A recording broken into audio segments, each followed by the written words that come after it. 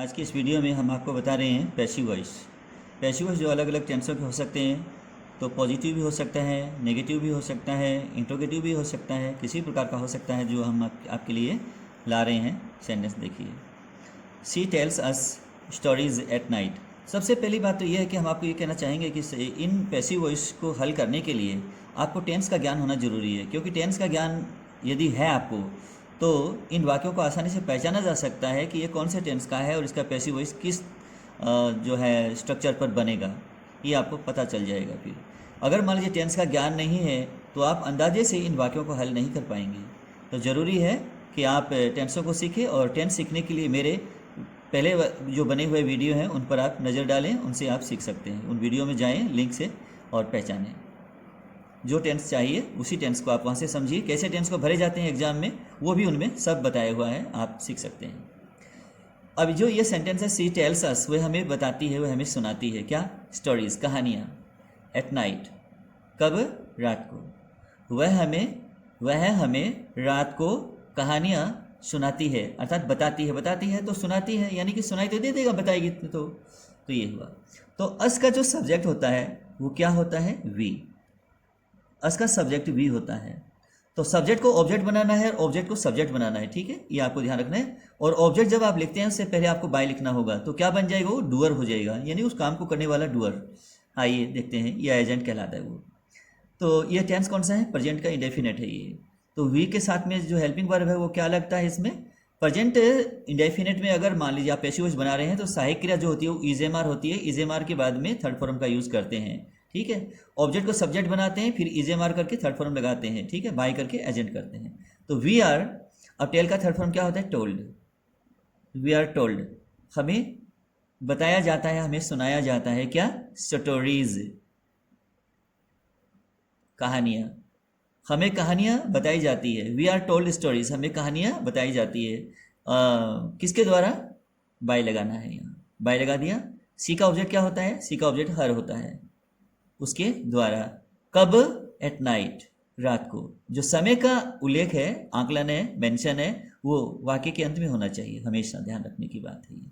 Night, समय अंत में लिखते हैं हमेशा।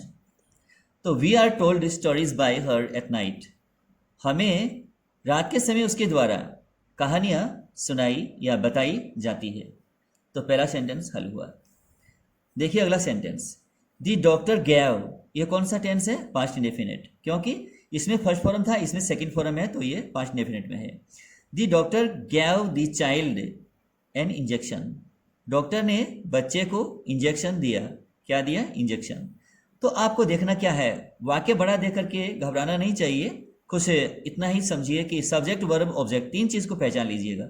ये इस वाक्य का सब्जेक्ट है, ये वर्ब है और ये ऑब्जेक्ट है, बाकी तो अंत में जोड़ना है, ठीक है। तो दी चाइल्ड, इसको दी चाइल्ड है तो दी चाइल्ड को ज्यों का त्यों ही लिखना होगा, दी चाइल्ड, ये सब्जेक्ट बन गया। और ये सकारात्मक वाक्य है, एफर्मेटिव सेंटेंस है ये, या फिर इनको पॉजिटिव सेंटेंस भी कहा जा सकता है। तो एक वचन बच्चा है, बालक जो एक वचन है, तो इसमें जो पैसिव वॉइस जब बनाएंगे तो इसकी सहायक क्रिया होती है एक वचन के लिए वॉज, और बहुवचन के लिए वर, और थर्ड फॉर्म का यूज करते हैं इसमें। तो इसमें चाइल्ड एक वचन है तो हम क्या लगाएंगे? Was. This child was. Gave का क्या होता है? थर्ड फॉर्म गिवन, ये हो गया given. The child was given, बच्चे को दिया गया था। क्या दिया गया था? एन इंजेक्शन, है ना, लिखिए यहां एन इंजेक्शन।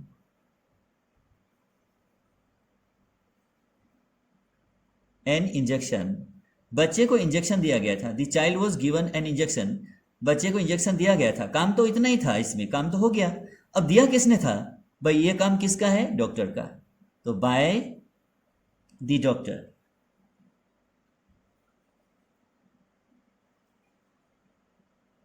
ये हुआ, कंप्लीट हुआ आपका वाक्य।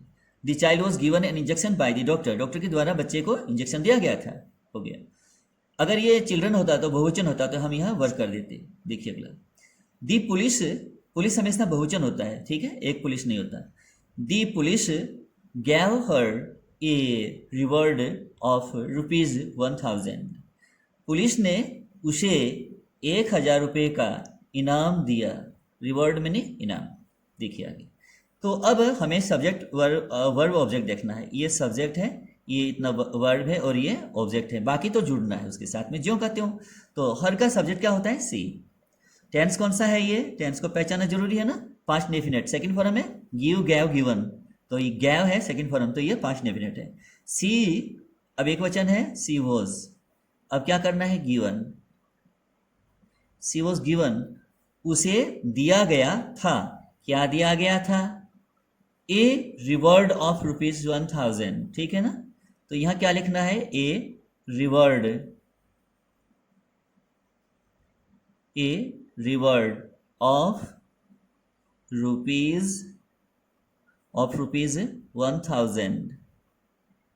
1000 किसके द्वारा दिया गया था? By the police, by the police. Sentence पूरा हुआ। She was given a reward of ₹1000 by the police, police के द्वारा उसे 1000 रुपये का इनाम दिया गया था। तो इस प्रकार से इनको हल करते हैं। देखिए अगला सेंटेंस, मिस्टर शर्मा टाउट अस इंग्लिश, मिस्टर शर्मा ने हमें मिस्टर शर्मा ने, अब ने के लिए कोई अंग्रेजी नहीं बनती कभी, ये तो हिंदी में हमें उसको हिंदी के अनुसार उसको सेट करना पड़ता है, वाक्य को हिंदी बनानी पड़ती है। अब आप सोचते हैं कि हिंदी, अब जैसे कि मिस्टर शर्मा ने हमें अंग्रेजी पढ़ाया, तो ने के लिए अंग्रेजी क्या होती है? नहीं होती कुछ भी उसकी, ठीक है ना। तो हमें उसकी ये जो सेंटेंस है ज्यों का त्यों ही हमें इसकी हिंदी लेनी पड़ेगी। मिस्टर शर्मा ने, अब इतना हो गया इसकी हिंदी। टाउट सिखाया, अस हमें, इंग्लिश अंग्रेजी। मिस्टर शर्मा ने हमें अंग्रेजी सिखाया या पढ़ाया। तो अब इसमें डबल ऑब्जेक्ट है, एक तो अस ऑब्जेक्ट है और ये इंग्लिश ऑब्जेक्ट है इसमें। तो ये इनडायरेक्ट ऑब्जेक्ट है, ये डायरेक्ट ऑब्जेक्ट है। जो वस्तु होती है वो डायरेक्ट है और जो पर्सनल प्रोनाउन होता है वो इनडायरेक्ट होता है, हमेशा ध्यान रखना है ये, ठीक है। या फिर आप ये ध्यान रखें कि जो चीज़ बेजान वस्तु होती है वो इनडायरेक्ट होती है, जो जानदार वस्तु होती है वो, जो जानदार होती है वो इनडायरेक्ट होती है, जो बेजान वस्तु होती है वो डायरेक्ट होती है, ये ध्यान रखना है। तो इंग्लिश एक सब्जेक्ट का नाम है, ये बेजान वस्तु है तो ये बाद में है, और जानदार वस्तु है वो पहले है। तो ये पहले वाला इनडायरेक्ट ऑब्जेक्ट हुआ और ये बाद वाला डायरेक्ट ऑब्जेक्ट हुआ, ठीक है। अगर हम इससे बनाएंगे तो हमें पहले टू लगाना पड़ेगा, अगर हम इससे बनाएंगे तो हमें टू से बचना होता है, हम टू नहीं लगाते फिर। अब अस का सब्जेक्ट क्या हुआ? वी। टेंस कौन सा है? टाउट, ये पास्ट डेफिनेट हुआ। वी वर, अब ये बहुवचन का है। वी वर टाउट, हमें पढ़ाया गया था, हमें पढ़ाया गया था। अब क्या पढ़ाया गया था? इंग्लिश है ना, तो यहां लिख देते हैं English. We were taught English, हमें अंग्रेजी पढ़ाया गया था, किसके द्वारा? By mister Sharma, by mister Sharma. हमें मिस्टर शर्मा के द्वारा अंग्रेजी पढ़ाया गया था। We were taught English by mister Sharma. तो ये इंडेफिनेट पास्ट का, पास्ट डेफिनेट था। पास्ट इंडेफिनेट में हम सब्जेक्ट के बाद में पैसिव वॉइस जब बनाते हैं तो सब्जेक्ट के बाद में वॉज वर्ड्स लगा करके और उसके बाद में थर्ड फॉर्म का यूज करते हैं और बाद में अंत में जो है वाक्य के बाय एजेंट करते हैं। अब देखिए ये sentence, many people take tea, बहुत से लोग चाय पीते हैं इन द मॉर्निंग, सुबह के समय। बहुत से लोग सुबह के समय चाय पीते हैं। तो टी देखिए ये ऑब्जेक्ट है और ये वर्ब है और ये सब्जेक्ट, इतना ठीक है। तो टी को क्या होता है? पिया जाता है, तो यहाँ टी लिखिएगा, टी। और टेंस कौन सा है? Present indefinite. Tea is taken, take का थर्ड फॉर्म क्या होता है? टेकन। चाय पी जाती है, चाय को पिया जाता है किसके द्वारा? बाय मेनी पीपल, बहुत से लोगों के द्वारा, बाय मेनी पीपल। अगर यहाँ पीपल होता सिर्फ तो हम पीपल को हटा देते, बाय पीपल लिखने की आवश्यकता नहीं होती, पर इसके आगे मैनी लिखने के कारण ही हमें लिखना पड़ेगा, by many people, by many people. कब?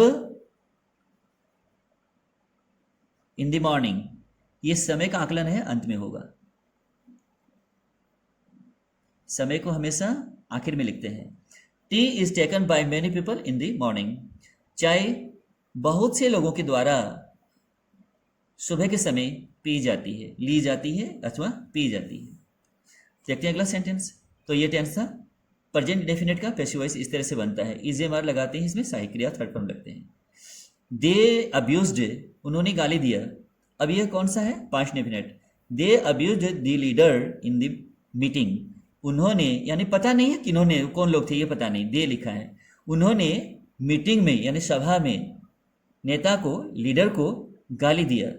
तो आपको यहाँ सब्जेक्ट लेना है और वर्ब लेना है और ऑब्जेक्ट लेना है। ऑब्जेक्ट को सब्जेक्ट बनाते हैं तो दी लीडर। नाम कभी चेंज नहीं होता, नाम तो नाम ही होता है, उसको ज्यों का त्यों ही लिखना पड़ता है। दी लीडर, दी लीडर टेंस कौन सा है? पास्ट इंडेफिनिट, तो दी लीडर एक वचन है तो वॉज लगा देंगे। वॉज अब्यूज्ड, लीडर को गाली दी गई थी। अब किसके द्वारा? तो बाय देम करने की आवश्यकता नहीं, क्योंकि दे किसी का नाम नहीं है, इसलिए इसको हटा देते हैं। अब क्या बच गया हमारे पास में? इन दी मीटिंग, तो लिखते हैं इन दी मीटिंग। तो इसमें काम को लिखा गया है इन दी मीटिंग।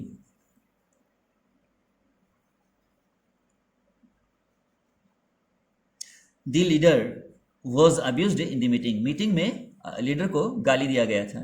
अब देने वाले गाली कौन थे? इसमें किसी का नाम तो है नहीं, तो क्या लिखेंगे? इसको नहीं लिख सकते। अब समवन है, ये भी अनइंपॉर्टेंट सब्जेक्ट है, इसको भी लिखा नहीं जाएगा। पर टेंस कौन सा है ये? Someone is waiting for you in the room. कोई व्यक्ति कमरे में आपका इंतजार कर रहा है, कर रहा है, तो प्रेजेंट कंटिन्यूस हुआ।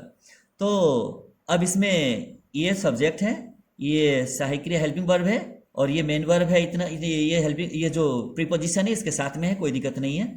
आपका ऑब्जेक्ट ये है यू। यू का ऑब्जेक्ट यू ही होता है, यू का सब्जेक्ट भी यू ही होता है, तो ये लिखते हैं यू। दोनों एक जैसे होते हैं। तो यू पहले आ जाएगा तो ये सब्जेक्ट बन जाएगा, और वर्ब के बाद में आएगा तो ऑब्जेक्ट बन जाएगा, बस फर्क इतना ही है। यू आर, अब यू के लिए, समवन के लिए कोई व्यक्ति, एक वचन था ये, इसलिए इज था। अब ये यू बहुवचन है ना, इसलिए हमें आर लिखना पड़ा। यू आर, भले ही एक वचन हो लेकिन बहुवचन का जो है इसके साथ में व्यवहार किया जाएगा, तो यू के साथ में हमेशा आर लगता है प्रेजेंट डेफिनेट कंटिन्यूस में, प्रेजेंट कंटिन्यूस में। यू आर, अब क्या करेंगे? बिंग लगाएंगे, क्योंकि कंटिन्यूस में बिंग लगता है। हेल्पिंग वर्ब के बाद में कंटिन्यूस में, अगर वो वाक्य कंटिन्यूस है तो बिंग लगेगा कंटिन्यूस में। बिंग, अब वेट का क्या होगा? Waited, WAITED, waited. अब यहाँ फॉर लगाने की आवश्यकता नहीं है, फॉर को छोड़ देना पड़ेगा, फॉर की कोई आवश्यकता नहीं है, ठीक है। अब समवन हट गया ना, वैसे ही फॉर भी हट गया पैसिव में। यू आर बीइंग वेटेड, आपका इंतजार किया जा रहा है। कहाँ? अब किसके द्वारा, ये तो लिखने की आवश्यकता नहीं है, क्योंकि समवन तो ये तो किसी का नाम तो है नहीं, कोई व्यक्ति अनजान नाम है, ये कोई भी नहीं है, कुछ भी नहीं है, इसको लिखने की आवश्यकता नहीं है। तो इन दी मीटिंग करना है। इन दी रूम है तो रूम कर दीजिए, इन दी रूम, रूम में यानी कमरे में। You are being waited in the room, कमरे में आपका इंतजार किया जा रहा है। अब करने वाला इंतजार तो कोई तो बंदा होगा ना, तो ये तो स्वतः ही समझ में आता है, अपने आप में अंडरस्टूड है ये। तो देखिए आगे इसके बाद में, whom is she helping, whom is she helping, वह किसकी सहायता कर रही है। whom का मतलब है किसे या किसको या किसकी, ठीक है, किसको, किसकी या किसे, तीन अर्थ है इसका, और वो भी इंट्रोगेटिव में। वह किसकी सहायता कर रही है। तो हुम से अगर मान लीजिए एक्टिव वॉइस होता है तो इसका पैसिव वॉइस जब बनाएंगे तो हु से बनेगा, ये ध्यान रखने की आवश्यकता है। अगर हु से आता है तो बाय हुम से बनेगा, फिर ये होगा, तो हु से बनाना है। तो हुम इज सी हेल्पिंग, वह किसकी सहायता कर रही है। तो हु इज बीइंग कंटिन्यूस है ना, ये प्रेजेंट कंटिन्यूस है, तो who is being helped, who is being helped, किसकी सहायता की जा रही है। बाय, सी का ऑब्जेक्ट क्या होगा, हर, उसके द्वारा किसकी सहायता करी जा रही है, ये बन गया। प्रेजेंट का कंटिन्यूस था ये, और वो भी इंट्रोगेटिव में WH वाले शब्दों के साथ। देखिए अगला, whom do you like most, आप किसे सर्वाधिक पसंद करते हैं। सर्वाधिक का मतलब most, much more most, much का मतलब क्या होता है, अधिक, मोस्ट मोर मिनी अधिकाधिक, और मोस्ट मिनी सबसे अधिक, ठीक है। लाइक का मतलब पसंद करना या पसंद होना या पसंद है। तो आप किसको सबसे ज़्यादा पसंद करते हैं, किसको, तो बात यहाँ किसको से आई, तो आपको पैसिव वॉइस बनाना है। तो आप क्या करेंगे, हु से बना देंगे इसको, हुम से बना हुआ क्वेश्चन है, आपको पैसिव बनाना है तो हु पर ले आओ, और हु से अगर क्वेश्चन आया है आपके पास में और पैसिव वॉइस बनाना है तो बाय हुम कर दो, उस हुम से हुम लिख करके उससे पहले बाय लगा दो, उसके आगे सटा करके बिल्कुल। तो हु, अब ये टेंस कौन सा है, प्रेजेंट का है, ये प्रेजेंट इंडेफिनिट है। तो हु इज, अब ये क्या है, लाइक्ड, हु इज लाइक्ड, किसे पसंद किया जाता है, हु इज लाइक्ड किसे पसंद किया जाता है या किसको पसंद किया जाता है। अब क्या करना है, अब बच गया क्या चीज़ हमारे पास में, मोस्ट बच गया, तो लगा देते हैं हम मोस्ट, सर्वाधिक, सर्वाधिक किसे पसंद किया जाता है, बाय यू। अब यहाँ अंत में बाय लिख करके और यू लिख देते हैं, आपके द्वारा, और अंत में क्वेश्चन मार्क लगाना है क्योंकि इंट्रोगेटिव है ना, प्रश्नवाचक। तो who is liked most by you, आपके द्वारा किसको सर्वाधिक पसंद किया जाता है। अब देखिए व्हाट इज ही डूइंग, वह क्या कर रहा है, व्हाट का तो व्हाट ही रहेगा ना, तो व्हाट का व्हाट रहेगा, तो ये लिख दिया व्हाट का व्हाट। अब इज का इजी लगा देंगे क्योंकि इसमें और तो कोई है नहीं। टेंस ये कौन सा है, present continuous. What is being, मैंने कहा ना कंटिन्यूस में बिंग लगता है हेल्पिंग वर्ब के बाद में, तो what is being done, do did done, do meaning करना, डिड मीनिंग किया, और डन मीनिंग कर चुका, तो ये डन हुआ। तो व्हाट इज बिंग डन, क्या किया जा रहा है, बाय, अब ही का ऑब्जेक्ट क्या होगा, हिम हो जाएगा, बाय हिम उसके द्वारा, और अंत में इंट्रोगेटिव मार्क लगाना है। तो what is being done by him, उसके द्वारा क्या किया जा रहा है। मुझे उम्मीद है आपको अच्छी तरह से ये पैसिव वॉइस समझ में आ गए हैं। यदि अच्छा लगा है मेरा वीडियो तो आप अधिक से अधिक शेयर कीजिएगा और मेरी इस वीडियो को लाइक कीजिएगा।